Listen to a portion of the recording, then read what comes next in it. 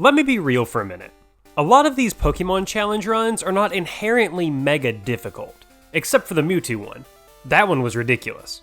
The main point of them is to appreciate different Pokemon in a light you normally wouldn't get to, but that doesn't mean I don't want some sort of actual challenge in these every once in a while. A recent comment left on the channel informed me that Lickitung can learn all 3 necessary HMs in Gen 1, so today we're going to find out if it's possible to beat Pokemon Blue with a Lickitung using only HM moves. These 3 moves are Cut, Surf, and Strength. There's a few caveats to this run. Obviously, we're not going to have access to an HM until we get Cut on the SSN, so the run up to that point will just be using Lickitung's regular moveset. The other is that once we get Cut, we'll have to use at least 1 TM to get past Lavender Town. Cut is a normal type move, and so we have no way of getting past the few mandatory ghost trainers in the Pokemon Tower. Surf will be the only move we'll learn that can hurt ghosts, and to reach the Safari Zone, you have to get the Pokeflute, which requires battling through these ghost trainers. Also in Gen 1, Lickitung didn't learn Lick. That's like, its thing. Lickitung's stats are not very great, which was surprising to me. There are 90 total Pokemon of the 151 in Gen 1 with a better base stat total. HP is the definite standout, and speed is miserable. Lickitung's special is actually higher than its attack, and that was very surprising. Let's talk about the rules for the run. I will only be using Lickitung in battle.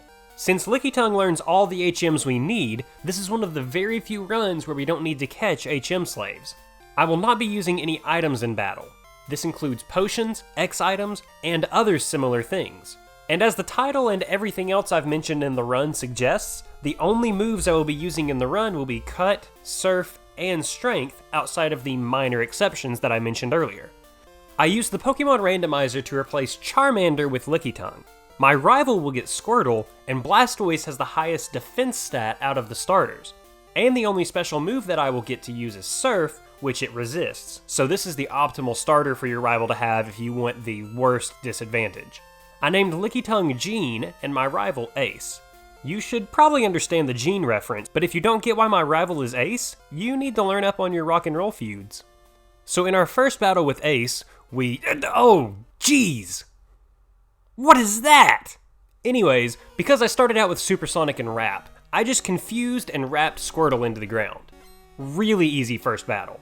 Because of this first battle success, my hubris got the better of me, and I took on Ace's second rival battle, and didn't have quite as much success this time. Sand Attack did its usual annoying job, and I had barely any health left over to take care of Squirtle. Second attempt, and I still got hit with Sand Attack, but I had a lot better luck with my attacks. Squirtle didn't go down without a fight, but confusing it helped me make it through the battle. I went straight into the battle with Brock for one main reason. I had Supersonic and was faster than Geodude for sure. Couple that with my high health, and I was bulky enough to make it through the battle first try. Geodude only got 5 damage on me because of how overpowered Gen 1 Wrap is. Onix was faster than me and did a little bit of damage because of Bide, but I still beat it with my health only in the yellow. I didn't know what I was expecting in this battle, but it was certainly easier than I thought it would be. I would have definitely won the second rival battle without any trouble had his Pidgeotto not hit me with Sand Attack. Second attempt, I still got hit with 3 Sand Attacks, but I got a lot luckier this time around. Had Squirtle not set up 2 Tail Whips and just finished me off, well, he would have finished me off. I won this one just barely. Misty actually took 2 attempts, and I think this is the first run I've done where Misty's battle was harder than Brock's. Staryu hit me kinda hard, but it was Starmie's use of Bubble Beam that just wrecked me. Second time through though, Starmie hurt itself in confusion once and only used Tackle. This is a prime example of how Gen 1 AI can be ridiculously hard or easy, just because the AI is completely random with what it decides to do most of the time. The battle with Ace on the SSN was the last battle before I got my first HM. Pidgeotto didn't hit me with Sand Attack this time. It only went for Quick Attack, and this battle would have been way over sooner, but I fell asleep at the wheel and kept using Supersonic for some reason. Wartortle even flinched, and I got an extra free turn on it, and won this battle with literally no problem. Then I got Cut. Cut is weaker than Stomp that I've been opting for recently, so even with the battles seeming to not take as long, they are definitely not going to be as easy to deal with anymore. The battle with Surge, now with just Cut, wasn't too bad. Voltorb hit with 2 screeches, so any physical moves I was going to get hit with were gonna be brutal. Then Pikachu used Growl, so I was weaker. Luckily, I think Raichu only has special attacking moves, because I was able to break through the gym without a close call. Erika's gym was, for the first time in probably ever, a tough challenge. I just couldn't hack it in my first attempt because of a few different things. Victory Bell has Wrap, and it's faster than me, so for a lot of the battle I was stuck in Wrap Lock, and I just couldn't do anything to it. I decided to just go into the Rocket Hideout and take care of Giovanni instead. I was a little concerned about his team because of the 2 rock types and my only attacking move being normal type, but I did a little more damage than I expected. Onix locked itself into Rage, unfortunately, so I didn't take nearly as much damage from it as I could have. Rhyhorn took more damage, but also dealt more damage. Kangaskhan locked itself into Rage too, and that basically let me win. It was close though, but I had just enough power to beat Giovanni with only 8 health remaining. Ace's battle in the Pokemon Tower was a little tougher than it should have been, but that was also because Pidgeotto used Sand Attack 3 times. Of course. The rest of the team wasn't bad except for Execute putting me to sleep, which was way more annoying than anything. Kadabra hit me with a few confusions, and had Wartortle just attacked me instead of lowering my stats, like almost every other encounter, I would have lost. But I didn't, and that's what matters. Like I mentioned earlier in the video, I had to teach Lickitung Thunderbolt to get past the ghosts. I only used Thunderbolt on these very few trainers that are mandatory, and I didn't use it on any other trainers. The ghosts in Gen 1 are just very, very annoying. After getting the Pokeflute, I went straight to Fuchsia City, into the Safari Zone, and got the Surf and Strength HMs. Strength is a normal type move like Cut, but much stronger. And Surf can hit ghosts, so now with my final moveset, I started taking on the rest of the game. I kept Disable as my 4th move because it doesn't deal damage and doesn't debuff my opponents, just in case I got in a spot where I had to use this move for some reason. Back in Erika's gym, I still wasn't faster than Victory Bell, but it used Poison Powder turn 1, so I was pressed for time in finishing the battle. But I couldn't be put to sleep. It went for Razor Leaf instead of Wrap too, so I was given an opportunity to take it down. The rest of her team didn't do heavy damage to me, but I couldn't take forever because of the poison. I got the badge and got out of there. I went to Silphco to take on Ace, and this was a rough battle. Sand Attack, of course, was the main issue. Execute was way more annoying than I was expecting it to be. It would paralyze me, then use Leech Seed, then use Reflect. Talk about miserable. When I got past Execute, Alakazam would use Confusion and destroy me, and the few times I made it to Blastoise, I was just absolutely crushed. After about 30 minutes of this, I went to Koga's gym. I needed some levels and wanted to make progress. Strength destroyed most of his team.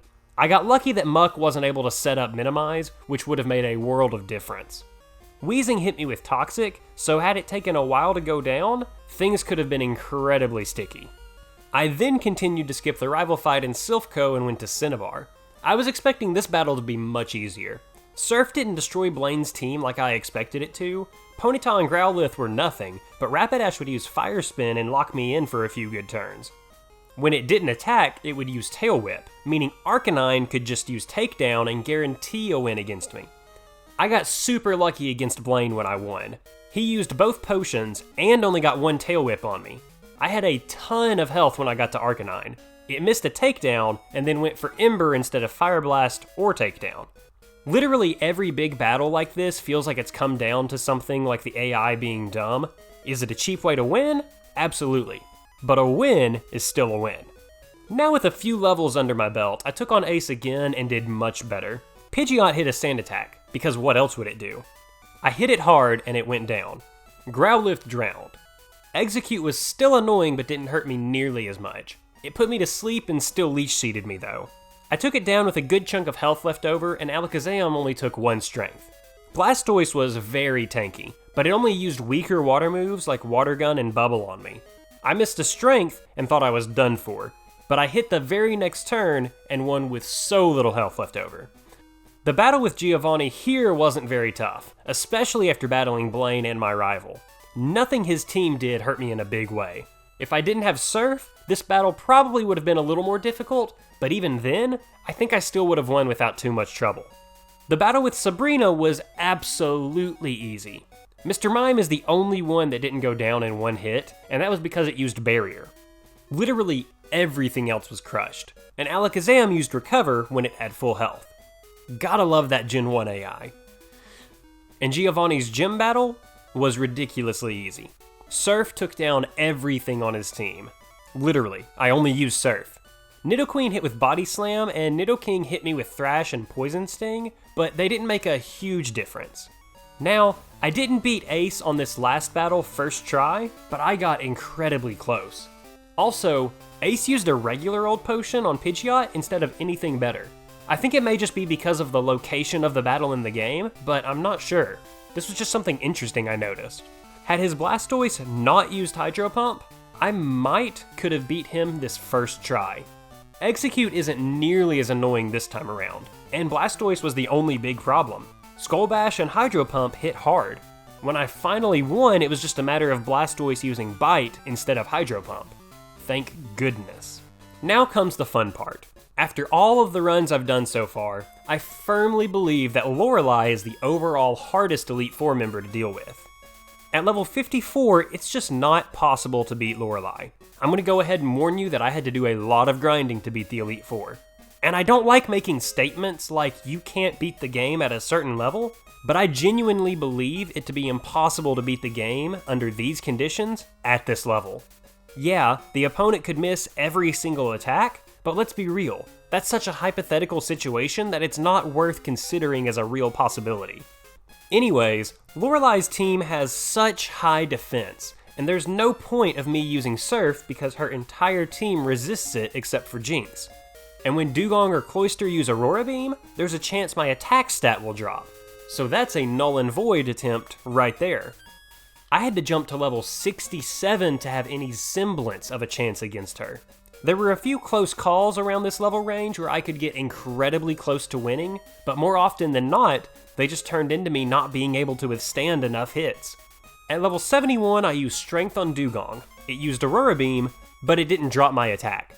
Cloyster took 3 strengths before it dropped, and while this didn't do an unreasonable amount of damage, its Spike Cannon hit me 5 times in a row. Back to back. Of all the ways to get unlucky, annoyingly unlucky is one of the worst. Slowbro only went for Amnesia, which impacted the battle in no way, and Jinx, despite its low defense, got a 5-hit double slap on me. So that's 5 multi-turn hits in one battle. Lapras hit me with a critical body slam, but when it dropped into yellow, Lorelei used a super potion. This gave me an opening to finally beat her. Bruno wasn't that bad. Unfortunately, there's actually still stuff to talk about, rather than how in my previous runs, I've just been able to skip talking about him entirely.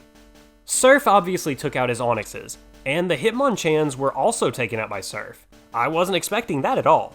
Machamp was much bulkier though, but its move picks were its downfall. It used Fissure, which didn't hit me, and then it used Focus Energy. Completely useless. Now we're at the literal worst part of the run. Agatha. This battle actually could be won at level whatever I was whenever I reached the Elite Four. I had to hit level 78 before I could take her down though. This was only because of RNG. Her team is incredibly annoying. Everything except Arbok has Confuse Ray, and her first Gengar and Haunter have Hypnosis and Dream Eater. Nightshade deals set damage to me, so having no real way to defend against it was awful. Her last Gengar would poison me with Toxic sometimes, which just limited the battle even more. I won this battle only because of luck, and I hate to say that. Agatha sometimes switches her team around randomly because she's really just trying to stall you out. I had to hit Gengar and Haunter with Surf, so when I'd go for Strength, she'd switch to a Ghost, and my move would obviously miss. Her first Gengar hit me with Confuse Ray, but then would either use Nightshade or miss Hypnosis. Sometimes they would use Dream Eater when you're not asleep, and that's the best case scenario. It gives you a free turn. Golbat is not a threat. The only thing it can do to you is really confuse you. Arbok can be annoying if it uses Glare, but that's really it. It's the ghosts that are a problem. When I finally beat her last Gengar, it missed a Toxic and used Dream Eater when I wasn't asleep. These 2 free turns let me surf enough to take it out. This was the worst battle by far. And then I beat Lance first try. No joke. Gyarados used Dragon Rage and went down in 2 strengths. Both of his Dragonair were knocked out by Strength. He used a Hyper Potion on the first one because I got a low roll, but they both went down from full health to 0. Aerodactyl can be a wild card in this battle with Lance, but in this situation, it missed Supersonic and 1 Surf took it out. The Dragonite was just no threat. It used Barrier, upping defense, which was annoying, and used Slam, but it just didn't do anything worth worrying about. And the rival battle. Had one specific thing not happened, on the very first attempt, I would have won. His Arcanine burned me. This cuts my attack in half, so anything I was hitting with Strength was taking so little damage. Despite this deficit, I still got Blastoise to red health, before going down. Had my attack not been cut, I would have won for sure. The very next attempt was the one that got it done. Pidgeot took 2 strengths. It used Whirlwind both turns. So far so good. Alakazam hit a Psybeam, but only did about 50 damage. 1 strength and it went down. Rhydon and Arcanine fell victim to Surf. This is by far my favorite HM. It's just a solid move. Arcanine did hit a takedown and Ember before going down, but it didn't burn me this time. Executor put me to sleep and kept stomping on Jean. After taking a decent chunk of damage, Executor went down. Blastoise got hit with a critical strength to go into red. Then it hit Hydro Pump. I watched the health bar drop, to then stop at 35 health. 1 more strength, and yes, you can beat Pokemon Red with a Lickitung using only HM moves, minus the beginning of the game and Ghost types. This run was unique because I didn't even need to catch HM users. My Pokédex at the time of finishing the game shows only 1 Pokemon caught, and that's really cool. I liked that this run was a little tougher than a normal one. It wasn't just using a single Pokemon, it was using one under a specific condition. I'd really like to know more of what other types of runs like this exist. I plan on doing Red or Blue with only using a Metronome Clefairy, very similar to my Togepi video. That's not coming up next though. In fact, a quick video, unlike my other stuff, on Pokemon Colosseum will be coming y'all's way next week. Subscribe to the channel to make sure you see that, and make sure you follow me on Twitter at CoachMaxYouTube for updates on the videos.